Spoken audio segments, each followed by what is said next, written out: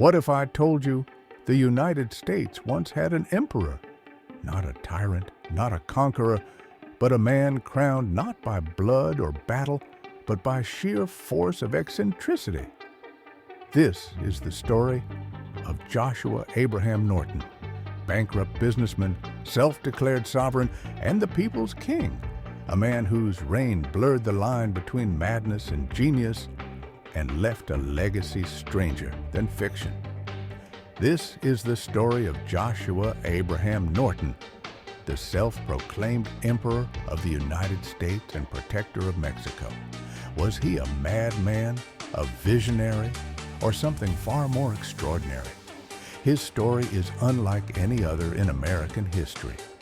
And by the end of this video, you might just ask yourself, was Norton truly crazy, or was he playing the greatest role of all time? The Gold Rush dreamer.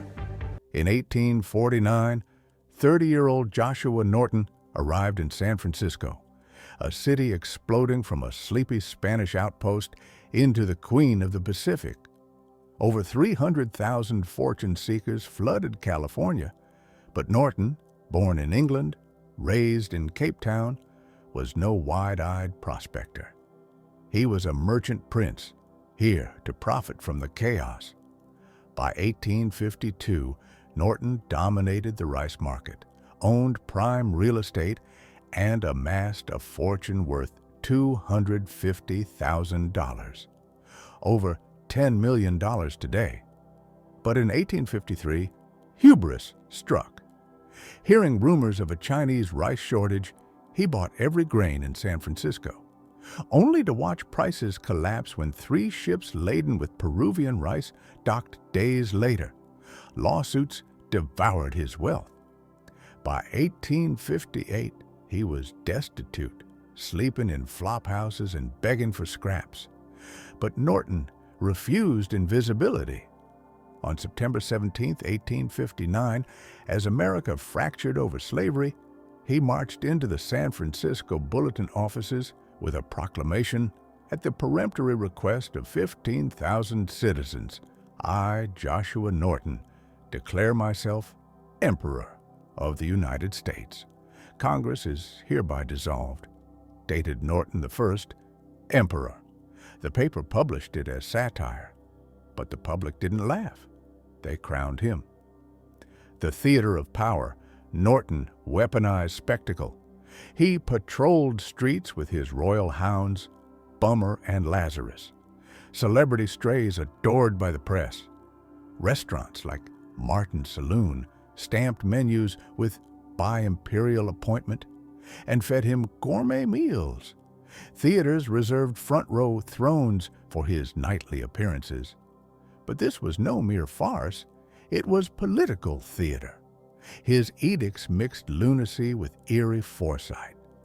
In 1869, he ordered a suspension bridge connecting San Francisco to Oakland, decades before the Bay Bridge's 1936 completion.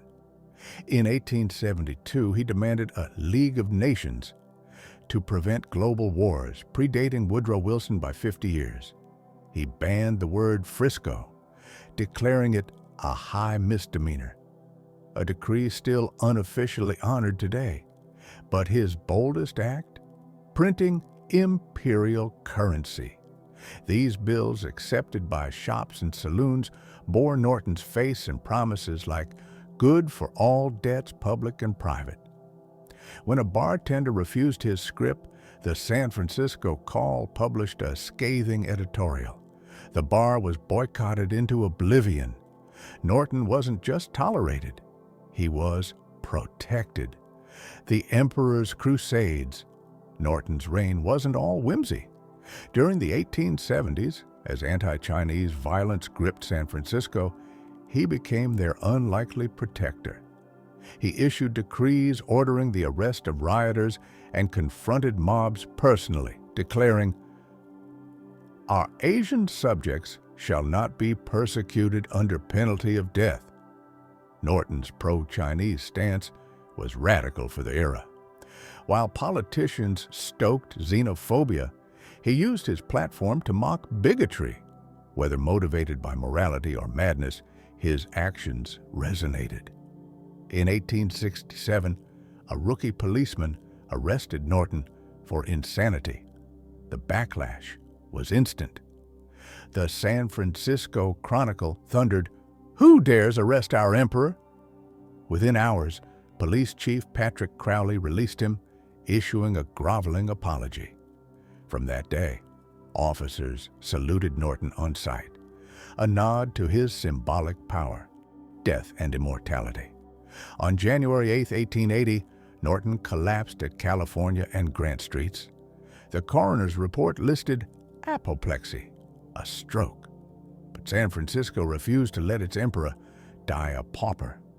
The Pacific Club, a society of millionaires, funded a $10,000 funeral.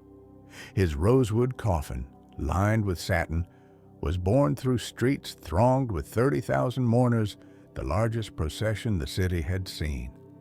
His tombstone read, "Norton I, Emperor of the United States and Protector of Mexico." Even in death, the joke endured. But was it ever just a joke? Today, Norton's spirit lingers. In 2004, the Board of Supervisors debated renaming the Bay Bridge in his honor.